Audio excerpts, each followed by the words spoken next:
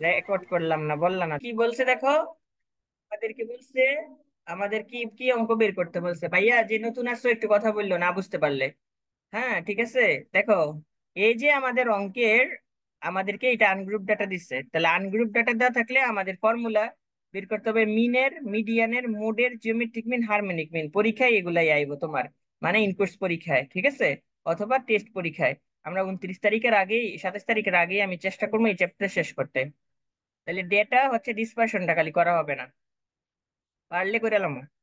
তাহলে দেখো আমরা হচ্ছে এখান থেকে আমরা এটাকে লিখলাম, ঠিক আছে, লিখে দিলাম, লিখে দিলাম, ঠিক আছে, লিখে দিছি। ওকে, লিখে দিলাম। তারপর টেবিল করছি, টেবিলে আমরা এক্স এর ভ্যালু ধরছি এটাকে, তাহলে এক্স হচ্ছে এগুলা। এক্স হচ্ছে লিখে সামেশন এক্স, মানে এই সবগুলা যোগ করছি। 40, 30, 70, 80, তারপরে হচ্ছে 20, 50, 20, 48, 95, 12, 85, এই সবগুলাকে কি করলাম, যোগ করলাম। তারপরে দেখো, সবাই প্রত্যেকে ক্যালকুলেটর হাতে নাও। ক্যালকুলেটর হাতে নিছো? ক্যালকুলেটর হাতে নিছো নাকি? তাহলে দেখো, লেখো লগ, লগ লেখো, লগ লেখছো? লগ লেখছো? লগ লেখে 40 লেখো, তাহলে তুমি এই মানটা পাবা। দেখো, বুঝি নাই, বুঝি নাই, বুঝি নাই। প্রথমে লগ লেখো, ক্যালকুলেটরে লগ, লগ ওঠাও। লগ উঠাইছো? জি ভাইয়া। লগ লিখে এক্স এর ভ্যালু হইছে এই যে 40, এই 40 লেখো, তাহলে এই মানটা আসবে। জি ভাইয়া, 1.602053 হ্যাঁ, ট্রিপল নাইন তারপরে ওয়ান আবার সিক্স লগ উঠাও, লগ উঠাইয়া 30 দিয়ে চাপো, তাহলে এটা আসবে। এভাবে লগ এক্স এর পরিবর্তে এই মানগুলা লিখবে একটা একটা করে, তাহলে এইখানে হচ্ছে সবগুলা লগ এক্স এর মান। লগ এক্স এর মান হচ্ছে এগুলা, ঠিক আছে। লগ এক্স এর মান জি কি? ভাইয়া। এগুলা সবগুলা। এগুলো। এখন দেখো, 1/x, তাহলে এক্স কাকে ধরছো, এই মানগুলাকে ধরছো।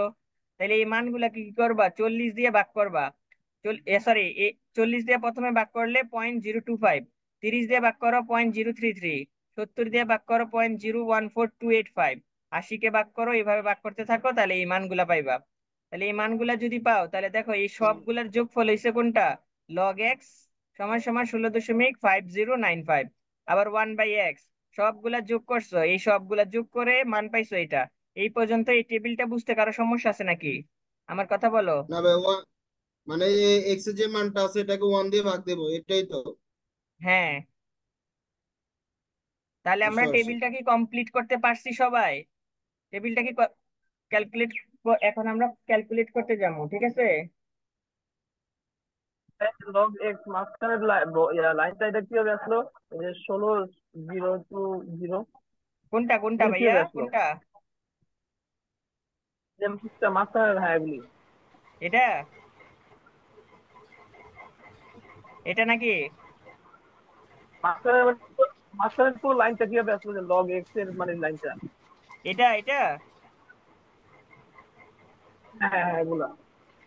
প্রথমে লগ লিখবা, ঠিক আছে, লগ ক্যালকুলেটরে লগ ওঠা, লগ ওঠাইয়া 40, 40 দিয়ে চাপ দিয়ে সমান চিহ্ন দাও, তাহলে দেখবা এই মানটা আসবো।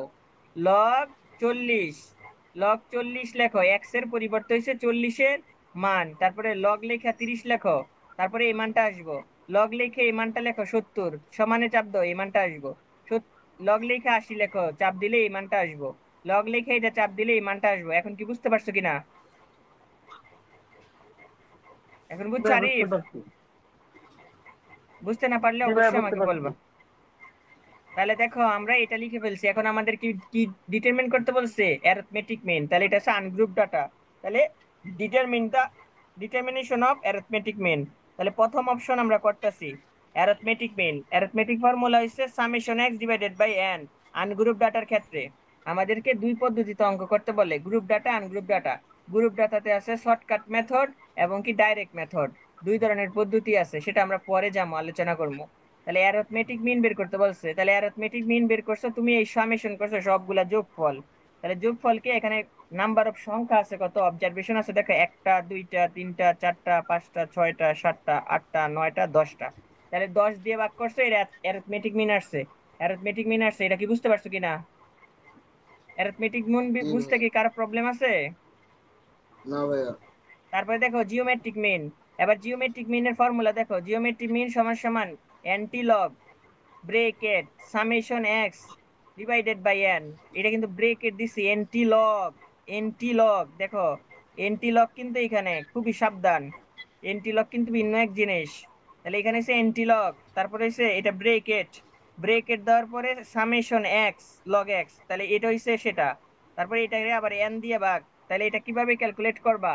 প্রথমে হাতে নাও, ক্যালকুলেটর নাও হাতে, দিছো? জিওমেট্রি মিন বের করতেছি আমরা। তাহলে জিওমেট্রি যদি আমরা মিন বের করি, তাহলে প্রথমে 10.5095, এইটাকে ভাগ করো 10 দ্বারা। 10 দ্বারা ভাগ করছো?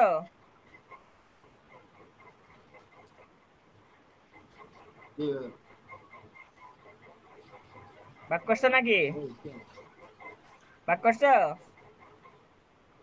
জি ভাগ করলে ভাইয়া। কি আইছে? ভাগ করলে দেখো এটা আইছে এন্টিলগ 1.65095। এবার এই এই লেখাটা লেখো খাতায়। তাহলে এটা লেখা হয়েছে, দেখো এবার কিভাবে এটা ক্যালকুলেট করবা।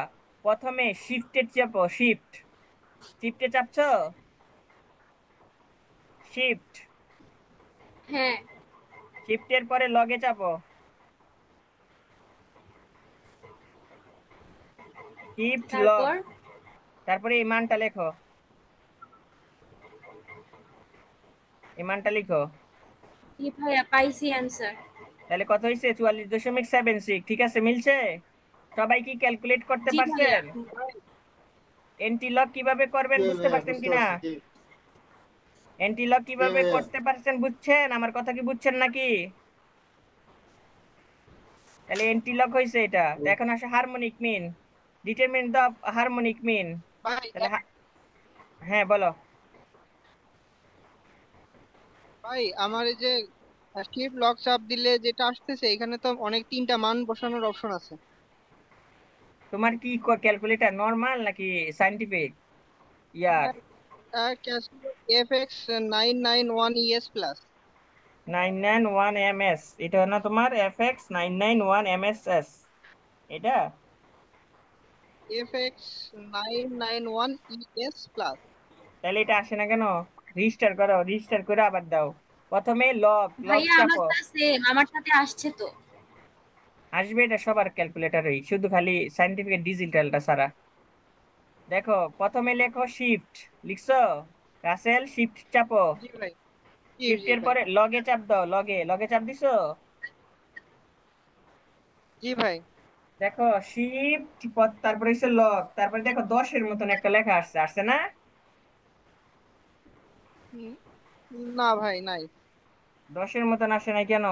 এটা 10-এর মতন না, এটা হচ্ছে 10-এর মতন আমাদের ক্যালকুলেটর দেখা যায়, এটা একটা উল্টা দেখা যায় মানে মানটা। তাহলে তুমি মানটা বসায় দেখো তো, 1.65095 বসাইলে মান আসে ভাই কিনা দেখো। সিনট্যাক্স সিনট্যাক্স ইরর দিতেছে, কারণ এখানে আমি দুইটা মান এখনো বসাইনি এই জন্য। তোমারটা তাহলে অন্য মোডে আছে। তুমি প্রথমে এটা রেজিস্টার দাও, কিভাবে লেখো? মোডের ভিতরে চাপো, মোডের ভিতরে দুইবার এটা হচ্ছে ম্যাথ তো ভাই।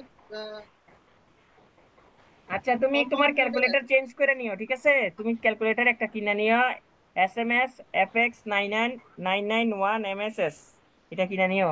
নর্মাল নর্মাল ক্যালকুলেটর, ঠিক আছে? ওইটা দিয়ে হয়তো, ওইটা আমি চালাই নাই কখনো, ওইটা সম্পর্কে ধারণা নাই আমার। সায়েন্সে যারা পরে ওটা দিয়ে চালায়। তাহলে এদিকে তাকাও, হারমোনিক মিন জি বের ভাই। করবা কিভাবে?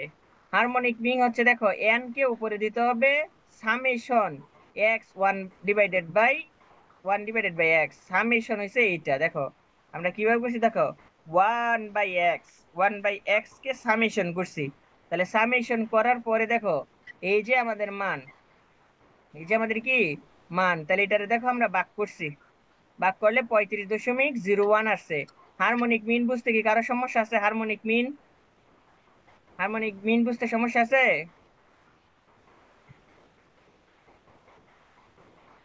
Harmonic mean. না ভাইয়া, নাই। এখন তোমাকে বলছে মোড বের করতে, তাহলে মোড বের করতে গেলে তখন হয় ডেটা গুলাকে ছোট থেকে বড় সাজাবা অথবা বড় থেকে ছোট সাজাবা। দেখো তাহলে আমরা এখন ডিটারমিনেন্ট মিডিয়ান বের করতে গেছি, আজকের অঙ্ক একবারে সহজ। প্র্যাকটিস করতে হবে শুধু। Let's us the arrange the data ascending orders. তাহলে তুমি প্রথমে অ্যাসেন্ডিং অর্ডারস করে নিতে হবে আগে, ছোট থেকে বড় সাজাই নিছি। দেখো 12, 20, 30, 40, 48, 50, 70, 80, 88, 95।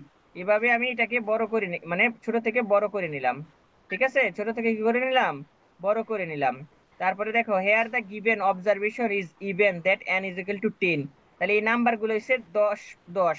10টা হইলে এক ধরনের ফর্মুলা, মানে যদি জোড় সংখ্যা হয় তাহলে এক ধরনের ফর্মুলা হবে, আর বেজোড় ফর্মুলা হইলে এক ধরনের ফর্মুলা।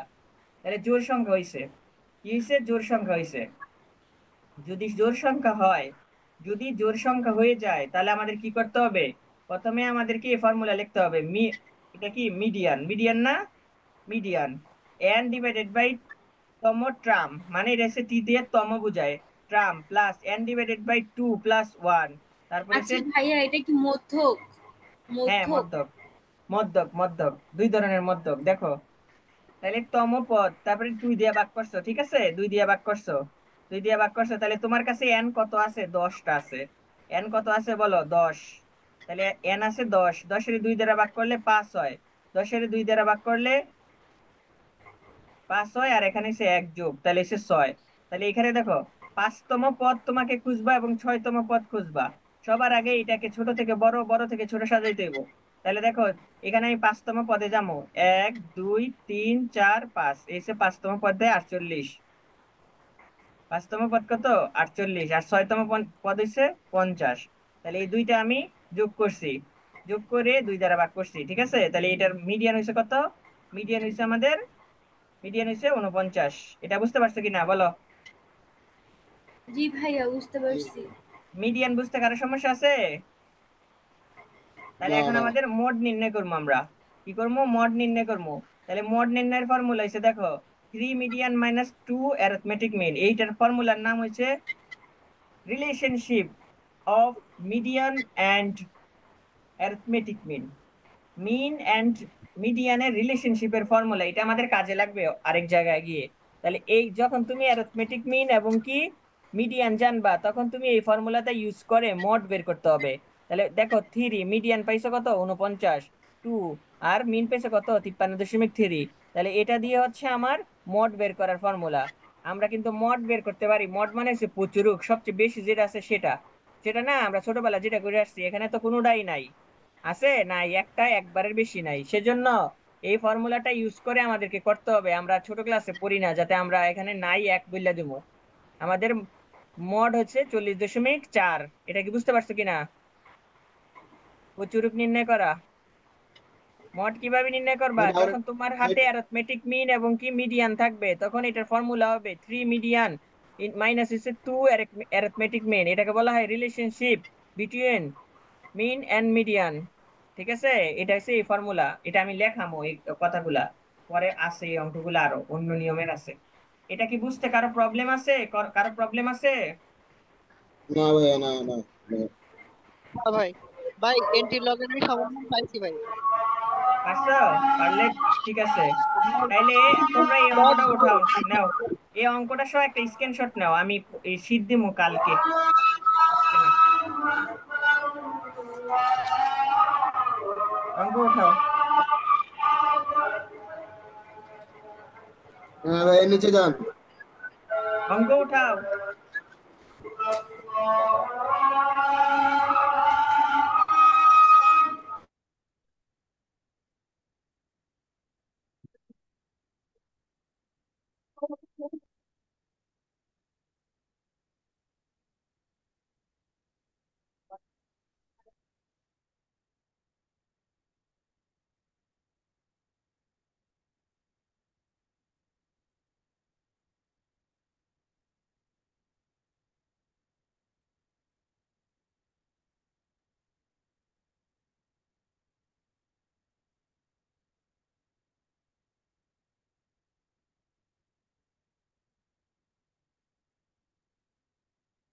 এ তাকিয়া, তুমি হোয়াটসঅ্যাপ গ্রুপে জয়েন হইছো? ইসরাত, তাকিয়া। জি ভাইয়া। আচ্ছা, এই চ্যাপ্টার তোমাদের পরীক্ষা আসবো, আর তুমি একটু ভিডিও গুলা দেখে নিও, আমাকে ইনবক্স করো, আমি দিয়ে দিব। আচ্ছা, গ্রুপে দিয়ে দিব ধারাবাহিক ভাবে। সবগুলা। তারপরে আমি রিভাইজ ক্লাস নিমু, যখন সমস্যা হবে ওগুলা করামু। ঠিক আছে।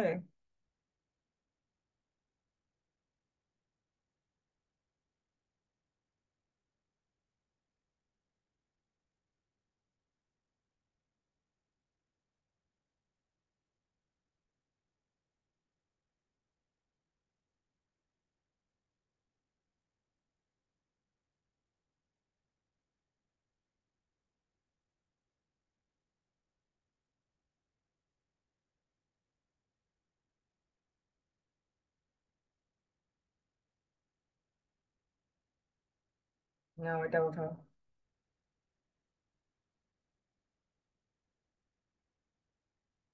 দেখি দাঁড়াও, তোমাদের হোমওয়ার্ক দিতে পারি না, আগে একটু দেখে নেই আমি। একটাই রাখছি অঙ্ক।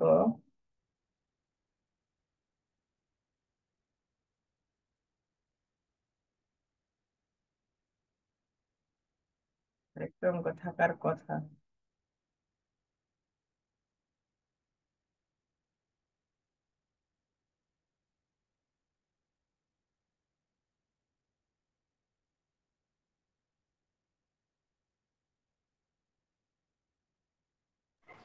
আমাদের সাথে একটা আপু ক্লাস করতো না, ওই আপুটা আজকে ক্লাস করে না। আর ওর কথা বললে লাভ নেই।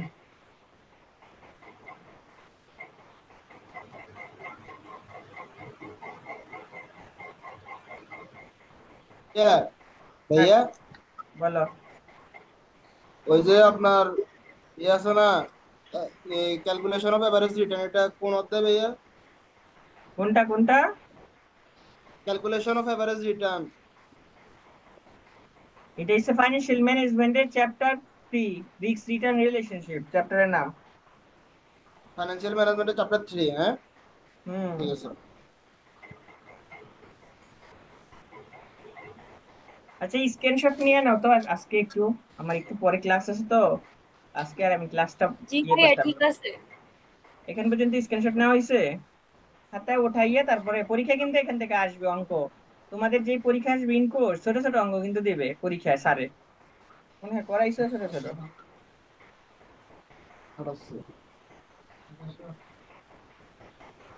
না, এইটুকু নাও। আমরা ভাইয়া, ধাপে ধাপে সবগুলাই করবো, বলো। এটা তো রিস্ক এন্ড রিটার্ন, এটা তো আপনার এভারেজ রিটার্ন, এটা তো আপনার চ্যাপ্টার 4 না, ফিনান্সিয়াল ম্যানেজমেন্ট? হ্যাঁ হ্যাঁ, জি জি, রিস্ক এন্ড রিটার্নস এর চ্যাপ্টার 4, আর 3 তে হচ্ছে ক্যাশ ফ্লো। হ্যাঁ, মনে নেই আচ্ছা আমার। আচ্ছা, তা আচ্ছা ঠিক আছে, 4। ঠিক আছে, 4। থ্যাংক। আচ্ছা, আমাদের সিলেবাস তাড়াতাড়ি শেষ হয়ে যাবে এই মাসের ভিতরেই। আহ, 2টা চ্যাপ্টার শেষ হয়ে গেলে তাহলে 5টা হয়ে যাবে, আর থাকবে 4টা। উপরে উপরে একটু ভাইয়া অঙ্ক একটা বাকি আছে। কথা বলি, ভাইয়া একটা কথা বলি, ভাইয়া আপনি যে